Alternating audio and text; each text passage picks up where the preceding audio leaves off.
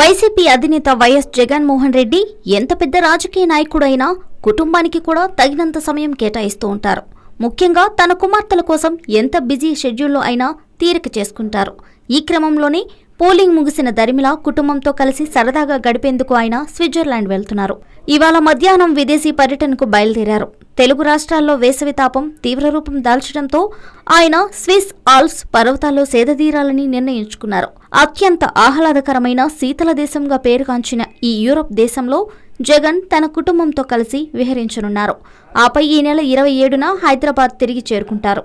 గత ఏడాది కూడా జగన్ న్యూజిలాండ్ పర్యటనకు వెళ్లడం, అక్కడ సాహసోపేతమైన రీతిలో బంగీ జంప్ చేయడం అభిమానులను, పార్టీ కార్యకర్తలను విశేషంగా ఆకట్టుకుంది. హలో, మిమ్మల్నే ఫిలిం సెలబ్రిటీస్ రియల్ స్టోరీస్ ఏంటో తెలుసుకోవాలనుందా? లేటెస్ట్ గా రిలీజ్ అయ్యే మూవీ రివ్యూస్ నేను చెప్తే వినాలనుందా? ఇంకెందుకు ఆలస్యం, యోయో టీవీని సబ్స్క్రైబ్ చేసుకోండి. అలాగే మర్చిపోకుండా యోయో టీవీ యాప్ ని కూడా డౌన్లోడ్ చేసుకోండి.